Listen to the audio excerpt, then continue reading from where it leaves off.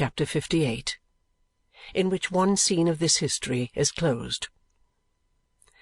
Dividing the distance into 2 days' journey, in order that his charge might sustain the less exhaustion and fatigue from travelling so far, Nicholas, at the end of the 2nd day from their leaving home, found himself within a very few miles of the spot where the happiest years of his life had been passed, and which, while it filled his mind with pleasant and peaceful thoughts, brought back many painful and vivid recollections of the circumstances in which he and his had wandered forth from their old home, cast upon the rough world and the mercy of strangers.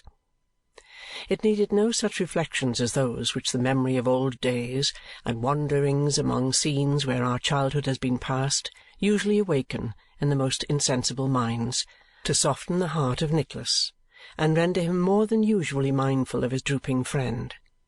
By night and day, at all times and seasons, always watchful, attentive, and solicitous, and never varying in the discharge of his self-imposed duty to one so friendless and helpless as he whose sands of life were now fast running out and dwindling rapidly away, he was ever at his side.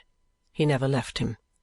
To encourage and animate him, administer to his wants, support and cheer him to the utmost of his power, was now his constant and unceasing occupation. They procured a humble lodging in a small farmhouse surrounded by meadows, where Nicholas had often revelled when a child with a troop of merry schoolfellows, and here they took up their rest.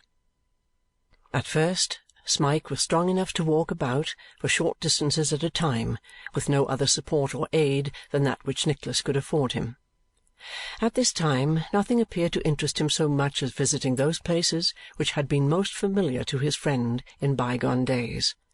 Yielding to this fancy, and pleased to find that its indulgence beguiled the sick boy of many tedious hours, and never failed to afford him matter for thought and conversation afterwards, Nicholas made such spots the scenes of their daily rambles, driving him from place to place in a little pony-chair, and supporting him on his arm while they walked slowly among these old haunts, or lingered in the sunlight to take long parting looks of those which were most quiet and beautiful.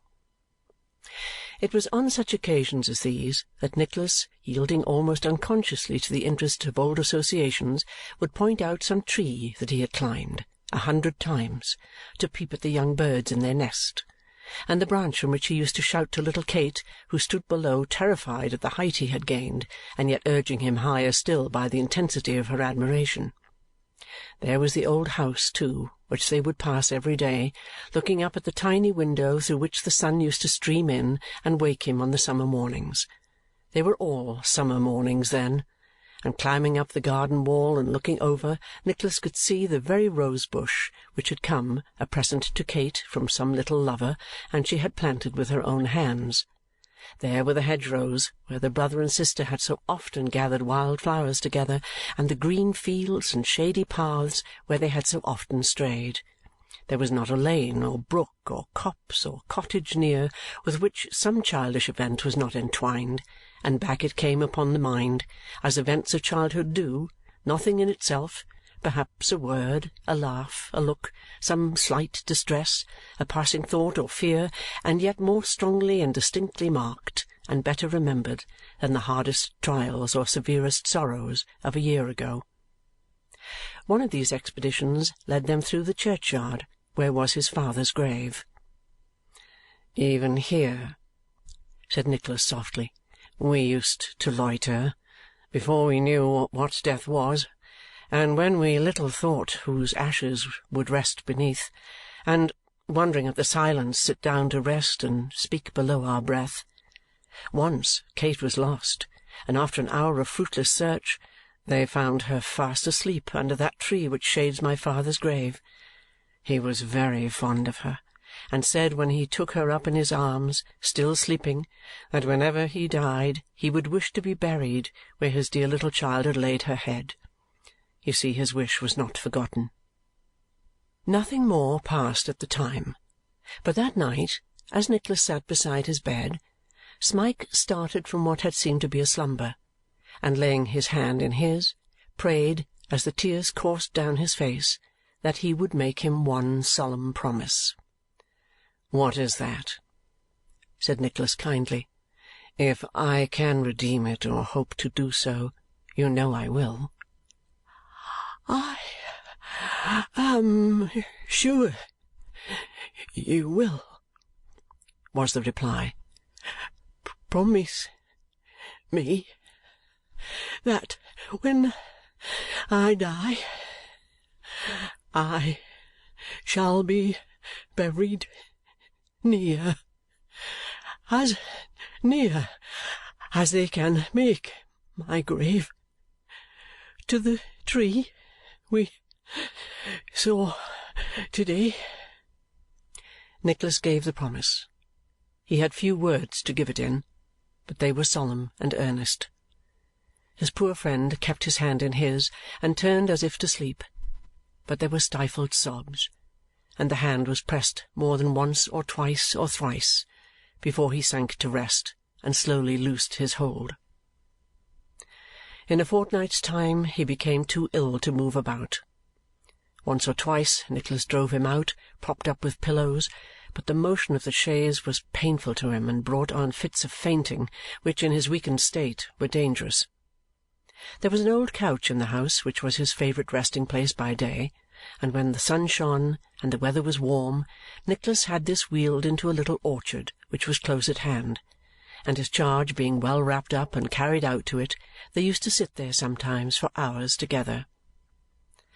It was on one of these occasions that a circumstance took place, which Nicholas at the time thoroughly believed to be the mere delusion of an imagination affected by disease, but which he had afterwards too good reason to know was a real and actual occurrence.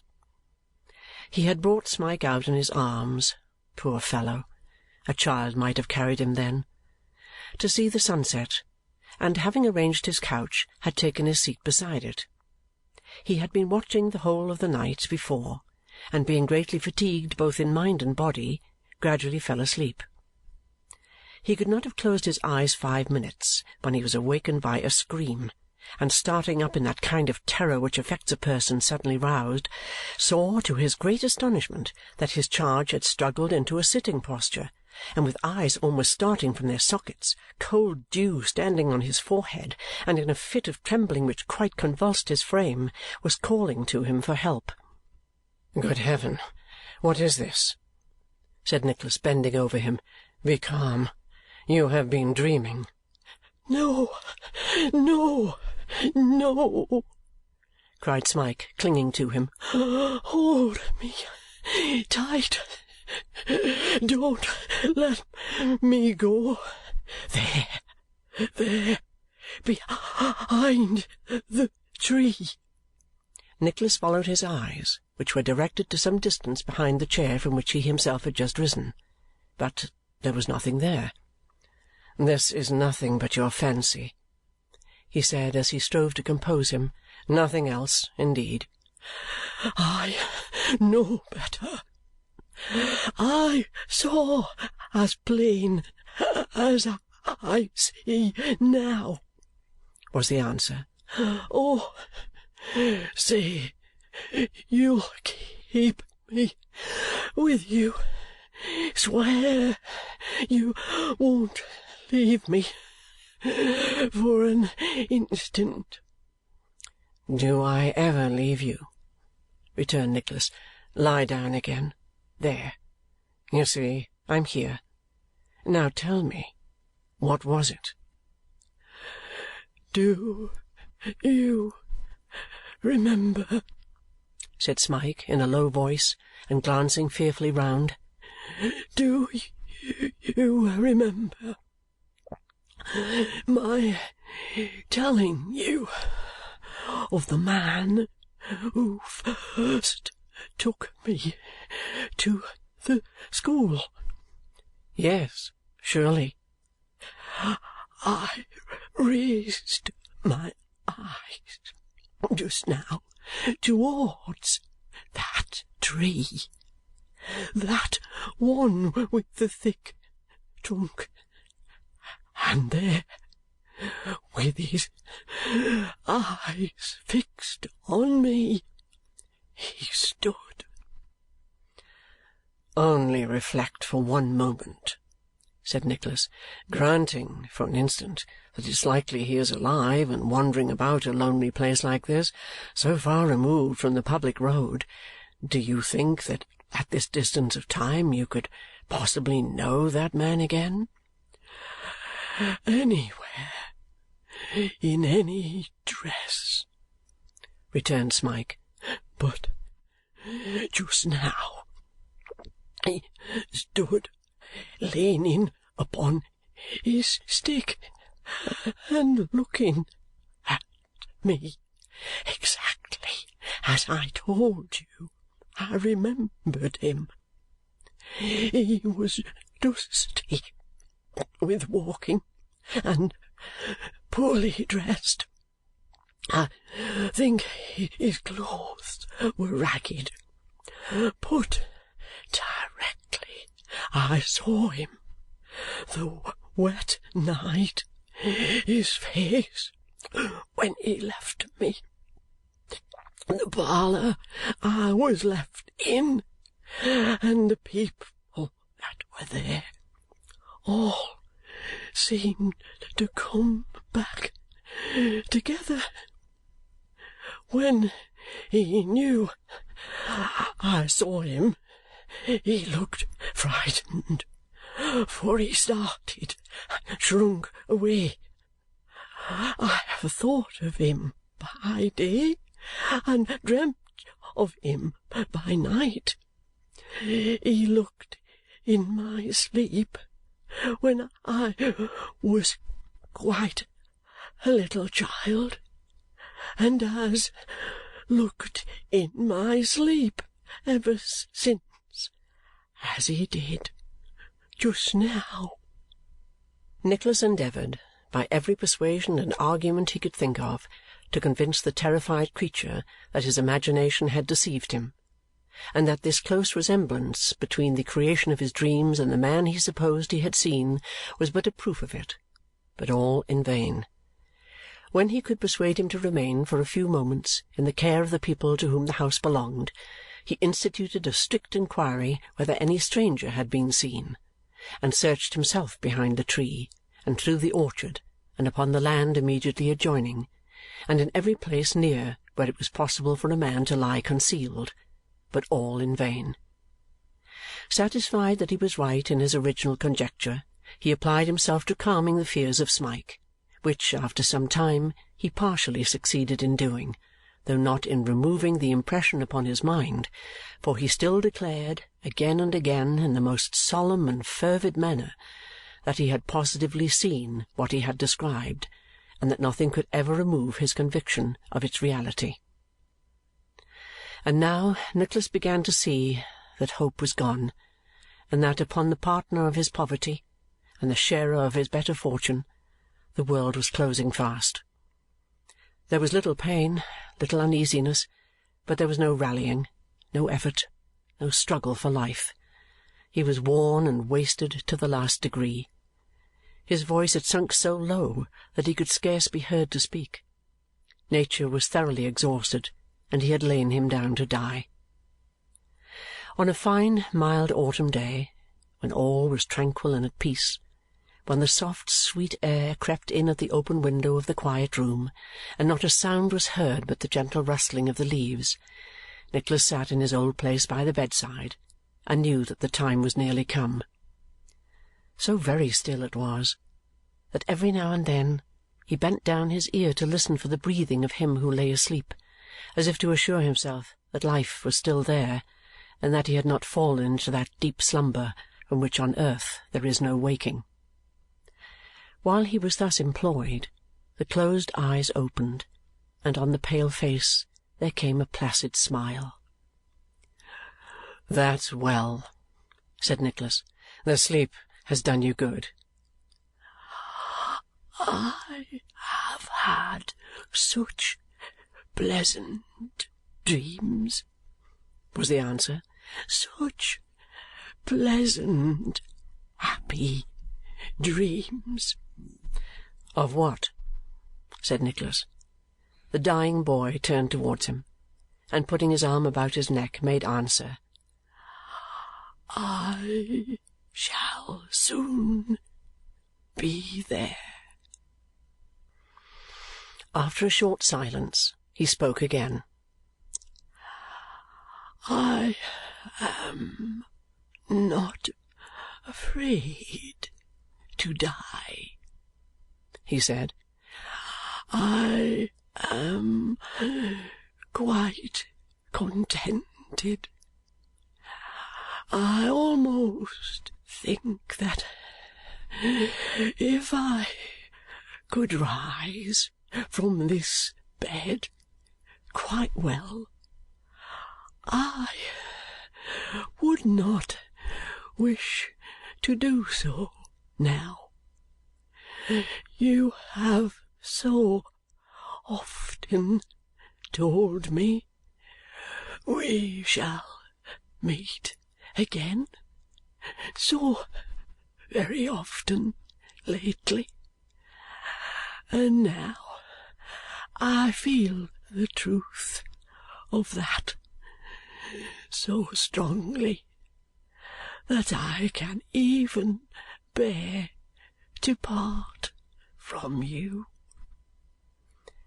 The trembling voice and tearful eye, and the closer grasp of the arm which accompanied these latter words, showed how they filled the speaker's heart, nor were there wanting indications of how deeply they had touched the heart of him to whom they were addressed.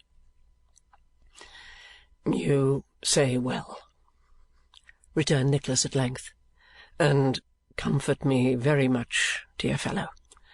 Let me hear you say you are happy, if you can." "I must tell you something first. I should not have a secret from you. You would not blame me at a time like this, I know." "I blame you?" exclaimed Nicholas. "I am sure you would not. You asked me why I was so changed, and sat so much alone. Shall I tell you why?" "Not if it pains you," said Nicholas. "I only asked that I might make you happier, if I could." "I know. I felt that at the time." He drew his friend closer to him. "You will forgive me.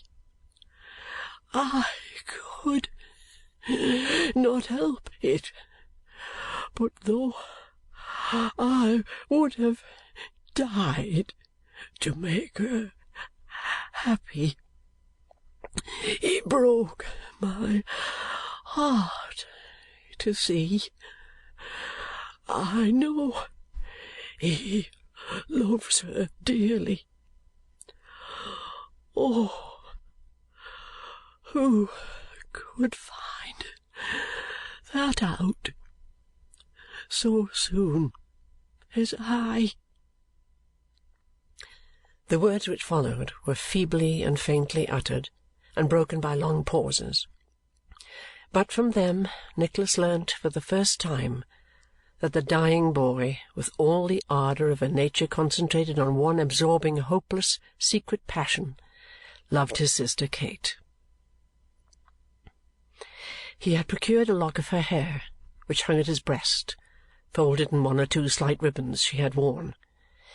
He prayed that, when he was dead, Nicholas would take it off, so that no eyes but his might see it, and that when he was laid in his coffin and about to be placed in the earth, he would hang it round his neck again, that it might rest with him in the grave. Upon his knees Nicholas gave him this pledge, and promised again that he should rest in the spot he had pointed out. They embraced and kissed each other on the cheek. "Now," he murmured, "I am happy."